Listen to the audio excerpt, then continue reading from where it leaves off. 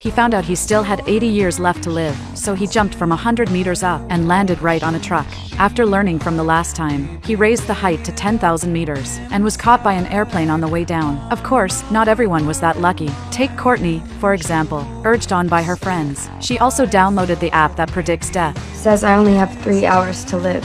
At first, no one took it seriously, but they didn't expect that the developer of the app was death itself. After the party ended, to avoid the danger she felt coming, she refused to ride in her boyfriend's car. But not long after she got out, her phone suddenly rang. It said she had violated the user agreement. She immediately opened the app and saw she only had 7 minutes left. Courtney panicked. She ran straight home, but the phone wouldn't stop ringing. The only solution she could think of was turning it off. But death doesn't stop just because the phone is off. As she was getting ready to shower, the phone suddenly rang again.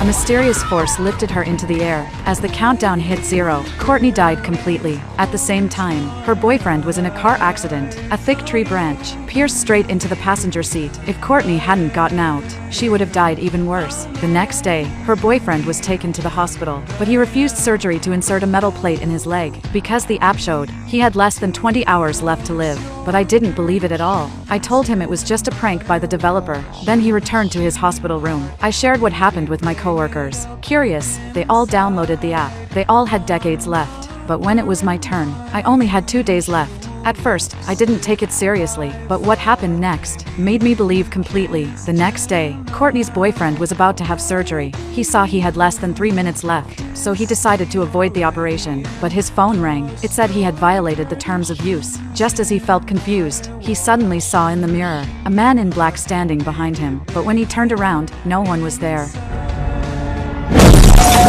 Terrified, he hid in the stairwell, trying to block the danger with a door, but he couldn't escape death. The lights went out instantly, and the app showed 1 minute left. He tried to leave, but the door was locked. As he stood there helpless, footsteps came from upstairs. It was his dead girlfriend.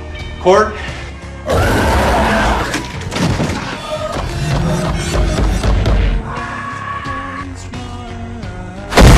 When I learned about this, I was terrified. To confirm my suspicion, I ran to the room and took his phone, but it needed a password. I had to drag his body out. I tried fingerprint unlock, but it failed. In the end, I forced his eyes open and unlocked it with face recognition. The app showed the time had already hit 0. I fully believed the app was real. I immediately called my father and canceled our weekend visit to my mother's grave, because according to the countdown, that was the day I would die. But just as I was about to go to work, my phone rang. It also said I had violated the user agreement.